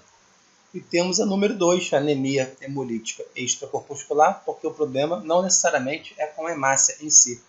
Entre aspas, aí veio de fora. Então pode ser uma questão autoimune, então você desenvolveu ao longo da sua vida alguma reação autoimune com a hemácia, aloimune, pode até ser por conta de transfusão, pegando sangue de outra pessoa e começa a dar problema, não é compatível. Associada a drogas, por exemplo, como toxinas, de cobras peçonhentas, como eu já havia citado, pode induzir maior hemólise, ou até a malária, aquele parasita que durante o seu ciclo de vida acaba destruindo as nossas hemácias. Então, esses são exemplos de anemias hemolíticas extracorpusculares, que o problema não veio com a hemácia.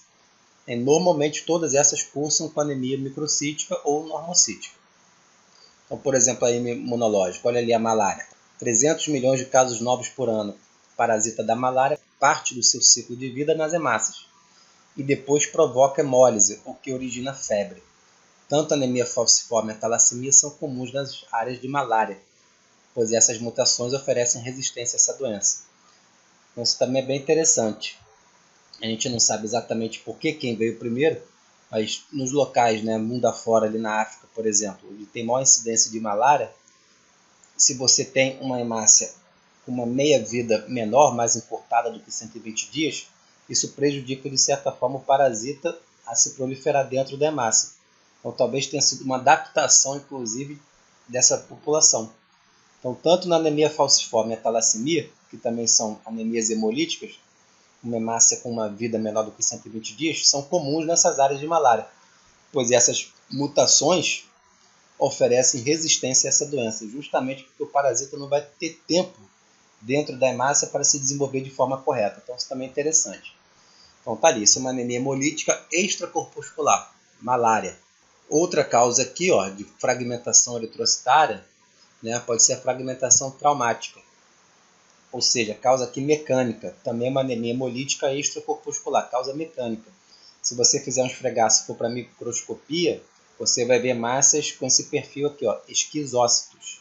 Tá? E a hemólise por impacto pode ser uma das causas, ou seja, na microcirculação pequena, ali perto do pé, do corredor, do maratonista, do ultramaratonista, microcirculação por várias horas muito turbulenta, por conta de um fluxo sanguíneo acelerado, pode acontecer que aquelas pequenas hemácias, em pequenos capilarezinhos, possam sofrer hemólise por impacto, Então, esse é o conceito, esse é o nome, e as hemácias ficam mais fragmentadas, aumentando então a hemólise.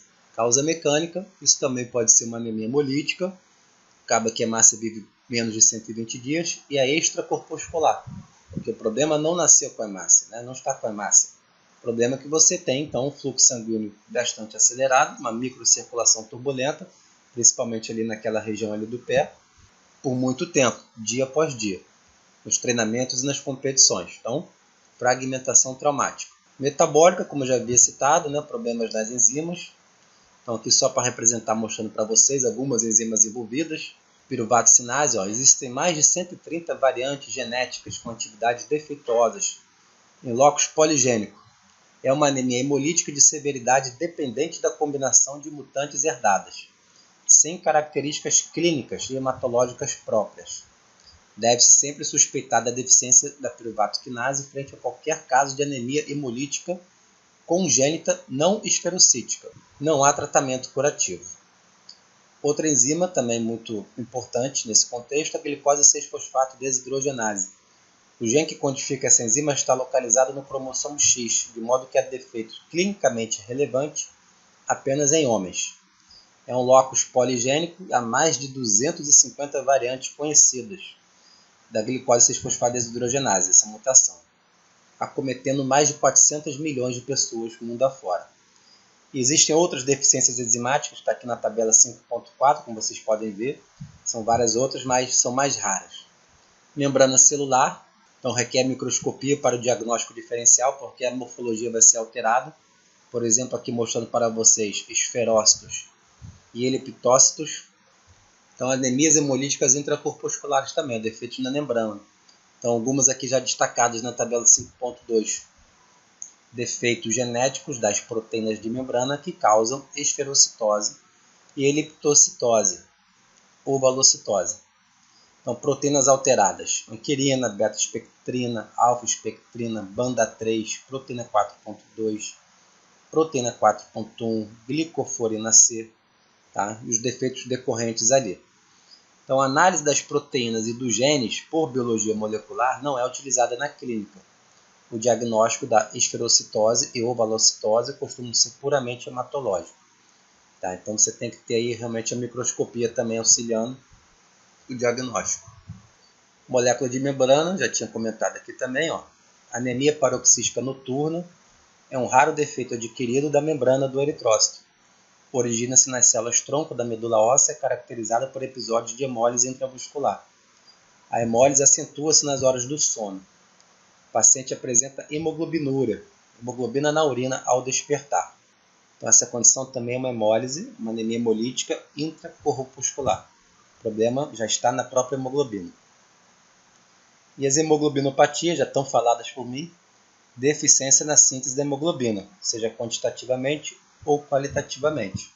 Então, temos as síndromes falcêmicas, que podem ser micro ou normocíticas, talassemia microcítica, síntese quantitativa deficiente de globina, e anemia sideroblástica congênita microcítica, problema quantitativo na síntese do grupamento M.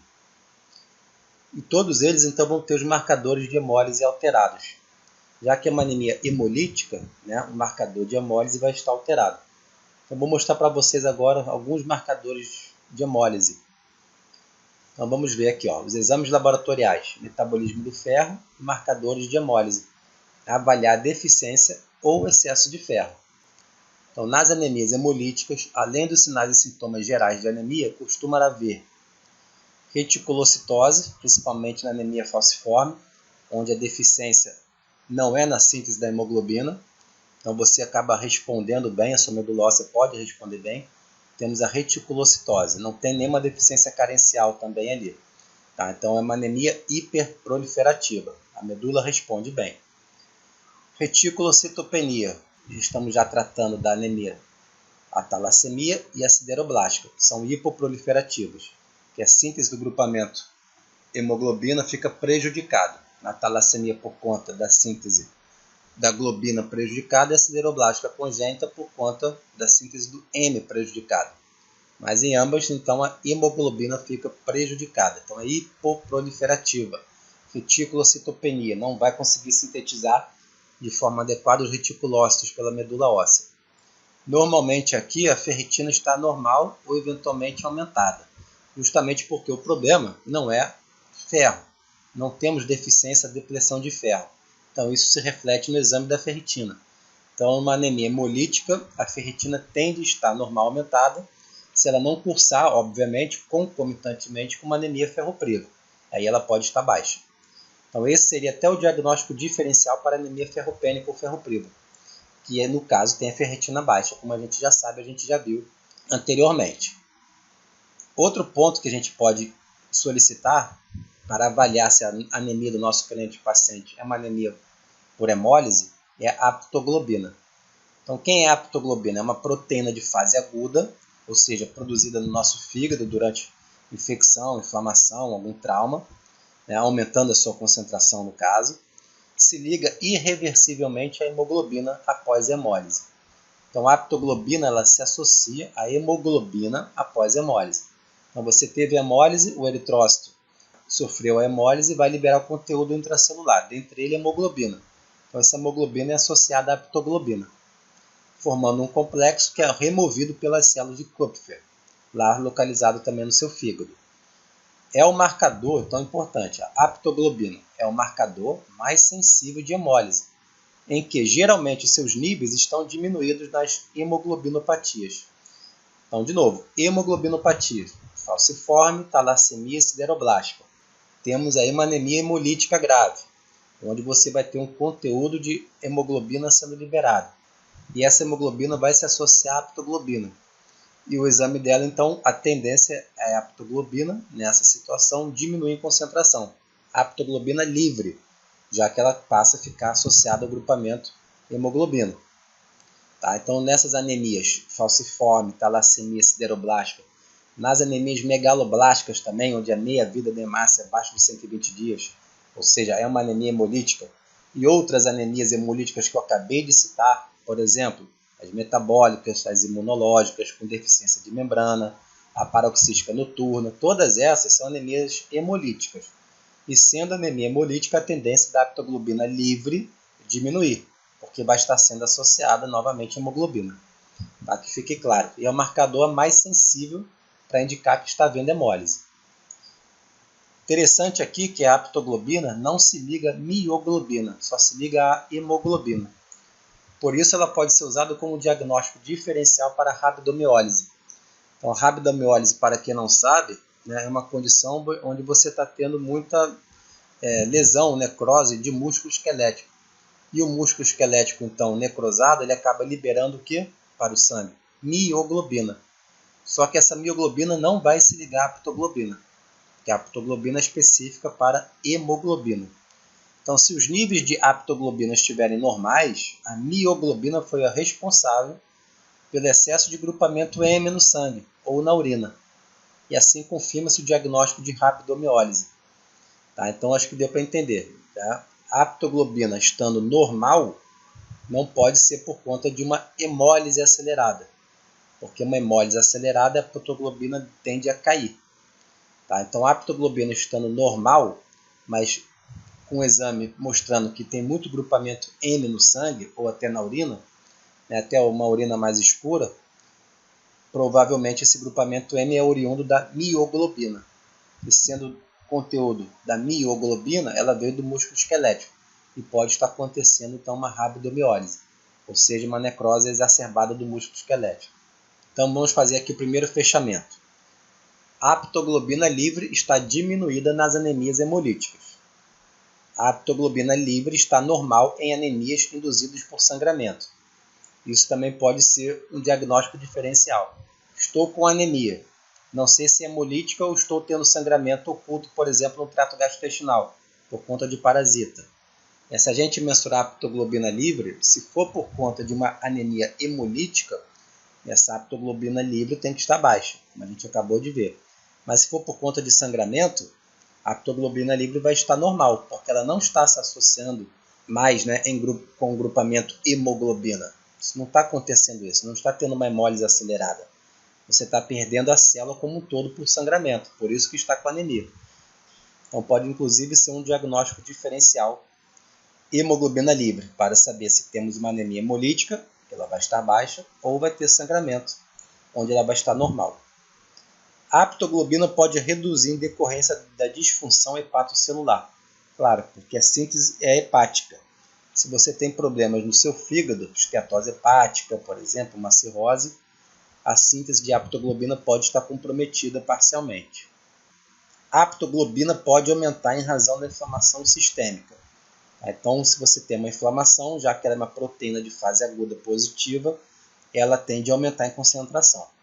Excedida a capacidade de ligação da aptoglobina, essa hemoglobina livre agora, fica livre, né? Não está mais associada à aptoglobina, aparece no plasma e eventualmente até na urina.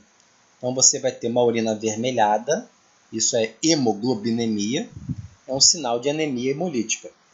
Então uma urina avermelhada pode ser diversas causas, mas uma delas é um sinal de anemia hemolítica. Ou seja, você tem uma anemia hemolítica exacerbada, muita liberação de hemoglobina livre, que está sendo associada à aptoglobina, uma vez que a capacidade da aptoglobina se ligar com essa hemoglobina livre já saturou, a hemoglobina livre vai aparecer na sua urina. Então é uma urina vermelha. Tá? Então uma urina avermelhada pode ser um sinal de anemia hemolítica. Então esses são marcadores, indicadores de hemólise, gente. Tá? Então a questão da aptoglobina aí é mais sensível. Mas existem outros, como eu vou mostrar agora na sequência. Então olha lá. Nas anemias hemolíticas, além dos sinais e sintomas gerais de anemia, costuma haver potássio elevado e enzima lactato desidrogenase elevada. Potássio elevado e enzima LDH elevada. Então esses são constituintes intracelulares da célula. Se a célula tem uma hemólise acelerada, a tendência são esses marcadores aparecerem no sangue em maior quantidade. O potássio e a enzima LDH, que é cetosólica, lactato desidrogenase. Então podem ser indicadores também de hemólise para você fechar o diagnóstico se a gente está de frente, né, de uma anemia hemolítica. Já temos a aptoglobina que está diminuindo, agora temos o potássio elevado e a enzima LDH elevada. Além disso, outros exames que podem ser solicitados. Bilirrubina total e indireta elevadas. Bilirrubina total e indireta elevadas. Já vou mostrar com mais detalhe qual seria o raciocínio lógico por trás desses marcadores, tá? Agora, com a alanina aminotransferase normal e a função hepática ok, isso denota que realmente é uma anemia hemolítica grave. Pode ser uma anemia hemolítica grave. A função hepática está normal. Todos os seus marcadores de função hepática estão normais e a bilirrubina total e indireta estão elevadas, isso nos mostra, é um indicativo forte de uma anemia hemolítica. Vocês já vão entender. Observação aqui rapidamente. A LDH e bilirrubina podem, algumas vezes, ajudar a diferenciar a hemólise versus perda de sangue, sangramento. Novamente, ambas estão aumentadas na hemólise. Então eu tenho uma anemia hemolítica, a LDH vai estar elevada, porque é uma enzima citosólica, vai estar elevada. Tem uma hemólise acelerada, a bilirrubina vai estar aumentada, como vocês já vão ver, já vão entender. Mas vai estar normal na perda de sangue. Porque, novamente, perda de sangue, sangramento, você não tem hemólise acelerada. Então, isso não vai cursar com uma LDH elevada. A LDH vai estar ainda dentro da hemácia, que está sendo perdida pelo sangramento. Não vai ser liberada no fluxo sanguíneo. E a bilirrubina também não vai aumentar se você está sangrando. Para a bilirrubina aumentar, tem que ter uma hemólise acelerada. Tá? Então, vamos entender daqui a pouco. Para a bilirrubina aumentar, tem que ter uma hemólise acelerada. Urobilinogênio urinário aumentado. Então, outro marcador de hemólise. Urobilinogênio urinário vai estar aumentado. E a estercobilina nas fezes também vai estar aumentada. Então, tudo isso aí a gente vai ver. Ó. Por que a bilirrubina total e a indireta está aumentada? E por que o urobilinogênio urinário está aumentado? E por que a estercobilina nas fezes está aumentada numa anemia hemolítica? Isso não é tão difícil de entender. E já na sequência já vou mostrar qual é o raciocínio lógico por trás dessas informações. E icterícia também teremos. Icterícia é aquele olho mais amarelado. Então vocês podem observar na clínica do seu paciente. A icterícia refere-se à cor amarelada da pele e das escleras, causada por deposição de bilirrubina, decorrente da sua concentração elevada no sangue. Embora não seja uma doença em si, a icterícia normalmente é um sintoma de uma doença adjacente. No caso, uma anemia hemolítica pode estar acontecendo. O diagnóstico diferencial entre as diversas anemias hemolíticas, que são diversas, são várias realmente, exige exame de eletroforese de hemoglobina, esfregaço de sangue periférico, né, com microscopia e anamnese clínica. Então não é tão fácil você entender a causa exata. Você pode até saber que está tendo uma anemia hemolítica, mas daí saber a causa exata, se é problema na membrana, se é enzimático, se é malária, né, se é uma hemoglobinopatia. Quer dizer, o diagnóstico preciso já é um pouco mais complexo. Vamos entender aqui, então, aqueles marcadores, né? Bilirrubina total, a direta e a indireta, e a questão da estercobilina, da urobilina na urina. Vamos entender aqui como que estaria funcionando tudo isso. Então isso aqui é o metabolismo normal, básico, normal. Catabolismo do M, ali na sua esquerda acima, né? Você vê uma hemácia ali, normal, 120 dias de vida. E aí, quando ela já está senescente, velhinha, já prontinha para morrer, vamos pensar assim bem fácil, né? Ela vai lá para o seu fígado ou baço, normalmente o baço acaba sendo o principal, e lá você tem um macrófago residente. E esse macrófago vai fagocitar essa célula, né? Essa hemácia. Fagocita, e aí o macrófago consegue, através da sua enzima M-oxigenase, converter aquele grupamento M em biliverdina, como vocês podem observar aqui na sequência. Tá? Biliverdina. Tem uma reação enzimática que consegue fazer isso. Então você já abre aquele anel de protoporfirinogênio. Você já consegue abrir aquele anel, já tem um anel de biliverdina linear. Na sequência tem a enzima biliverdina redutase. Você consegue reduzir essa biliverdina e você forma então a bilirrubina. Tudo isso dentro do macrófago.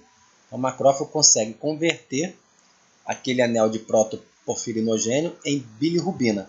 E também já libera o ferro, aquele ferro contido na hemoglobina. O ferro já está liberado logo já na primeira reação da M-oxigenase. Tá? Então temos agora bilirrubina e o ferro já liberado. Vamos ver a sequência aqui da bilirrubina que foi produzida no meio intracelular do macrófago. Agora ela sai do macrófago e se associa à albumina e faz um complexo bilirrubina junto com albumina. A albumina é uma proteína plasmática que vai conseguir então se associar à bilirrubina e transportá-lo até o fígado. Então, se você fizer o exame de sangue, só para vocês entenderem aqui, esse aqui é bilirrubina livre ou não conjugada. Tá? É a bilirrubina indireta. Então, no exame solicitado para quantificar bilirrubina total e indireta, essa aqui é bilirrubina indireta, associada à albumina que saiu lá do macrófago. E aí esse complexo, né, bilirrubina-albumina, é transportado até o fígado. No fígado, a albumina é liberada para o fluxo sanguíneo novamente. E a bilirrubina acessa então o seu hepatócito. Lá temos duas reações sequenciais. A primeira reação no fígado consegue então adicionar o ácido glucurônico, oriundo do metabolismo da glicose. Então você tem uma conjugação com ácido glucurônico e aí você forma a bilirrubina glucuronídeo. No caso são 2 ácidos glucurônicos ali por bilirrubina. Então a capacidade de conjugação estimada dessa primeira reação enzimática no fígado de um adulto em torno de 300 mg por dia. Então essa é a taxa de conjugação estimada diária no adulto, 300 mg por dia. Então novamente você tem a bilirrubina chegando do fluxo sanguíneo, oriundo lá do macrófago, e ela vai ser adicionado o ácido glucurônico. Isso aumenta a solubilidade dessa bilirrubina. O ácido glucurônico oriundo do metabolismo da glicose. Na sequência, a segunda reação, que tem uma capacidade 10 vezes maior do que uma conjugação normal, ou seja, conjugação normal diária em torno de 300 mg por dia, e a capacidade de conjugação de 3.000 mg por dia. Então o fígado tem a capacidade, se houver necessidade, de aumentar a conjugação em até 10 vezes. E agora nós formamos a bilirrubina conjugada com ácido glucurônico. Tá? E aqui no exame seria bilirrubina direta, conjugada. Então temos a bilirrubina indireta, associada à albumina, está no sangue, oriundo do macrófago, e temos a bilirrubina direta, conjugada com ácido glucurônico produzida no fígado, e ela vai indo para a vesícula biliar. Chega na vesícula biliar, depois vai ser liberada no intestino. E no intestino, por ação de bactérias intestinais, é separado. O ácido glucurônico, que foi conjugado com a bilirrubina, ele agora é separado dessa bilirrubina. E a bilirrubina agora segue o trato gastrointestinal e é convertida também por bactéria em urobilinogênio. E o urobilinogênio, como vocês podem ver ali no esquema, tem 2 destinos metabólicos. Pode continuar sua sequência no trato gastrointestinal, ser convertido em estercobilina e vai aparecer nas fezes. Até a cor das fezes é muito em função dessa estercobilina. Tá? Então é ação bacteriana também. Só que uma outra possibilidade para o urobilinogênio é fazer a circulação enterohepática, que a gente chama. Então, circulação entero, né, que tem a ver com o trato gastrointestinal, e hepática, fígado. Então, entre o trato gastrointestinal e o fígado. Então, esse urobilinogênio, via veia porta, volta para o fígado. E uma vez no fígado, esse urobilinogênio pode chegar no fluxo sanguíneo novamente e, inclusive, chegar, então, no rim. Então, o rim vai canalizar esse urobilinogênio e pode eliminá-lo na urina via urobilina. Então, até a parte também da cor, né, da urina é em função da urobilina. Então, esse é o metabolismo básico, né, da degradação e metabolização do grupamento M oriundo da hemácia. Então, veja novamente, bem resumido. A hemácia chega no seu macrófago, aquela hemácia que está pronta para morrer por 120 dias, hemácia padrão, normal. Chega no seu macrófago, é totalmente degradado, libera bilirrubina. Essa bilirrubina vai ser associada à albumina. Então, aqui já no exame laboratorial é uma bilirrubina indireta. Então, essa associação bilirrubina-albumina chega no fígado, a albumina é liberada para o fluxo sanguíneo novamente, e essa bilirrubina no fígado vai ser conjugada com ácido glucurônico. Uma vez conjugado com ácido glucurônico, formamos a bilirrubina direta no exame laboratorial, bilirrubina direta.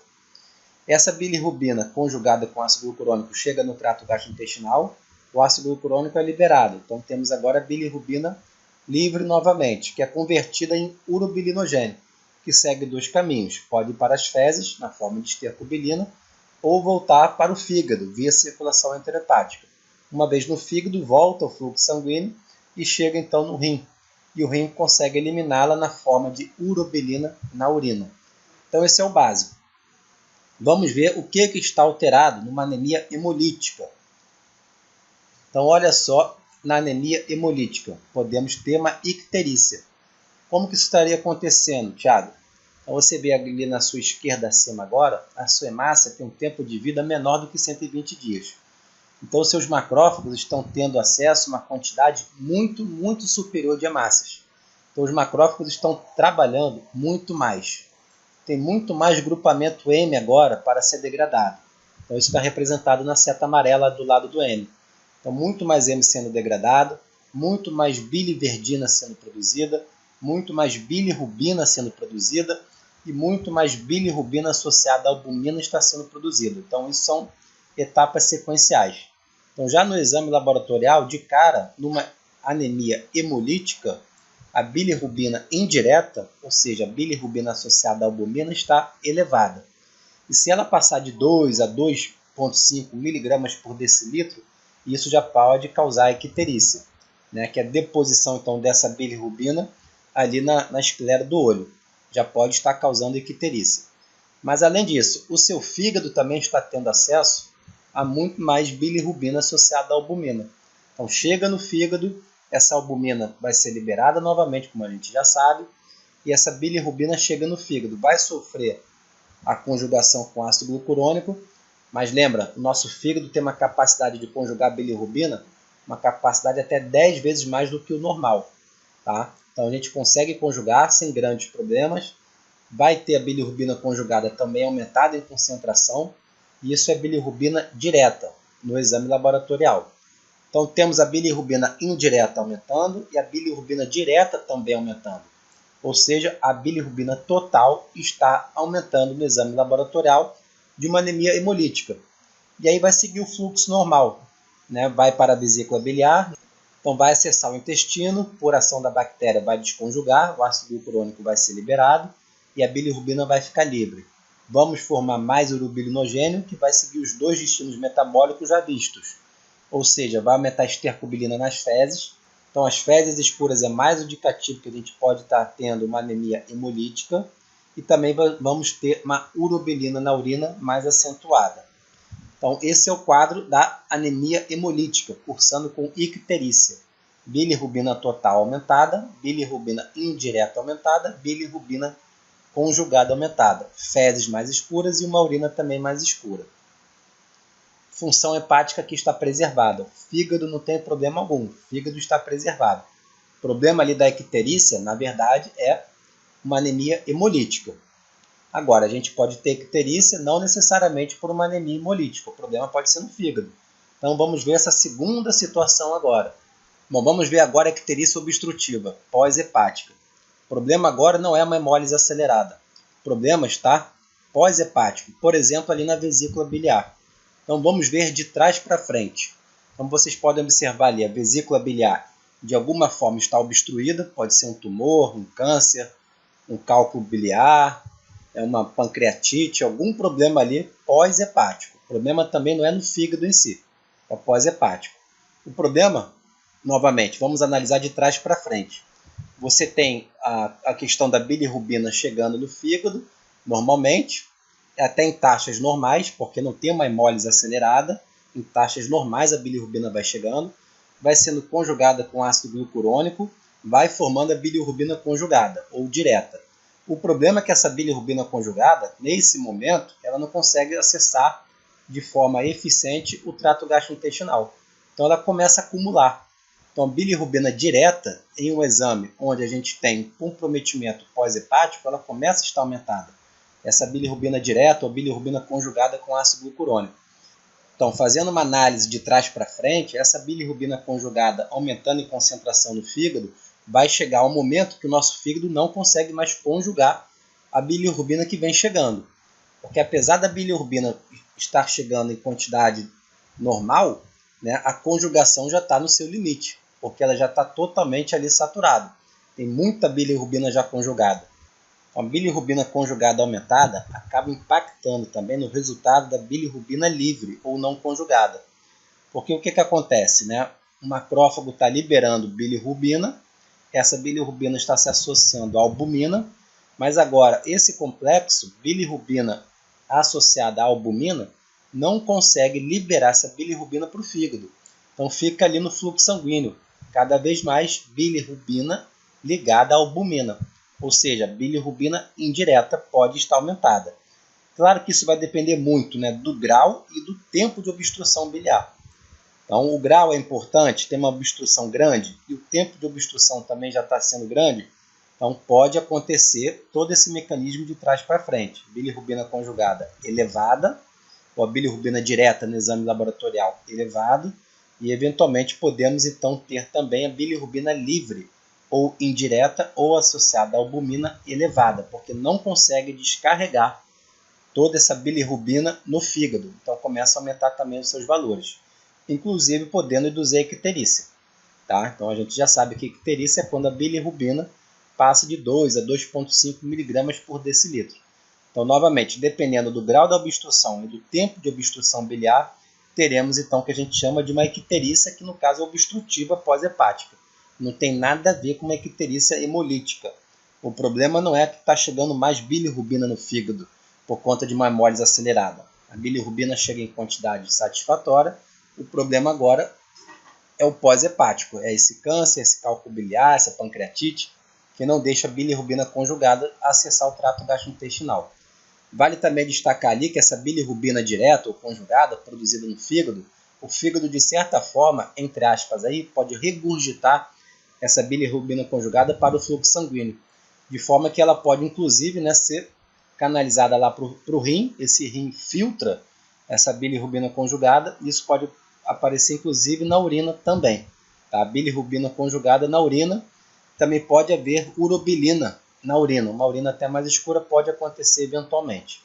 Tá? Agora as fezes são pálidas. Por que as fezes são pálidas nesse momento? Porque você não vai estar produzindo de forma satisfatória estercobilina, uma vez que não está sendo produzido porque não está acessando ao trato gastrointestinal, está obstruído. Então esse aqui é o panorama, né, de uma icterícia obstrutiva pós-hepática. Qual é a diferença em relação à anemia hemolítica? Primeiro que não vai ter todos aqueles marcadores de hemólise. E se você também for avaliar aqui a função hepática, pode inclusive estar alterada. Se a obstrução pós-hepática tiver uma magnitude importante e tempo suficiente, pode começar a prejudicar a função hepática. Isso você também detecta nos exames laboratoriais de função hepática. Tá? Então, essa icterícia obstrutiva pós-hepática. Mas também podemos ter a icterícia oriunda de um problema hepático. Então, é a sequência aqui, ó, uma icterícia hepática. Agora, o problema não é na hemólise acelerada, o problema não é no pós-hepático, não é uma obstrução por tumor, pancreatite, O problema agora é hepático. Você pode ter uma cirrose, uma hepatite, um tumor no fígado. Então, novamente, a hemólise está normal, a hemácia tem 120 dias de vida, né? Você está produzindo de forma normal a bilirrubina associada à albumina, que está chegando no seu fígado. Mas, de forma análoga, não consegue descarregar essa bilirrubina para o fígado, de forma que a bilirrubina associada à albumina, ou seja, bilirrubina livre, não conjugada ou indireta, tende a aumentar. Isso também vai induzir uma icterícia. Tá? Então, icterícia é bilirrubina superior a 2,5 mg por decilitro no sangue, começa a dar icterícia. A bilirrubina conjugada também vai estar diminuída, justamente porque o fígado não vai estar conseguindo conjugar bilirrubina com ácido glicurônico. Então, a bilirrubina conjugada diminui, diferente das outras icterícias que eu acabei de mostrar, onde a bilirrubina conjugada tendia a estar aumentada. Aqui ela diminui. Então, a bilirrubina direta diminui. E da mesma forma, ao anterior, pode ser regurgitada pelo fígado e essa bilirrubina conjugada, o pouco que tem, chegar no fluxo sanguíneo. E também ser eliminado na urina. Então, você vai ter urobilina, uma urina também mais escura. Agora, as fezes estarão pálidas, né? Muito similar à icterícia pós-obstrutiva. Então, as fezes pálidas aqui justamente porque você não está tendo uma produção grande de urobilinogênio, porque a bilirrubina não está acessando de forma eficiente o trato gastrointestinal. Aqui um detalhe também interessante, né, importante, num diagnóstico diferencial de exame laboratorial, é o seguinte: as transaminases estarão elevadas. A função hepática está alterada. Função hepática alterada, que não necessariamente estará alterada numa icterícia onde a obstrução pós-hepática é o determinante, e não necessariamente está alterada com uma icterícia onde o problema é uma hemólise acelerada. Então aqui sim, icterícia com função hepática alterada, o problema é do seu fígado. Icterícia sem problema hepático claro, pode ser uma obstrução pós-hepática ou uma hemólise acelerada. Só que nesse caso, as fezes estarão escuras na hemólise acelerada e estarão claras numa icterícia onde o problema é uma alteração pós-hepática. Bom, então estou acabando esse módulo, espero que tenham gostado. Até a próxima.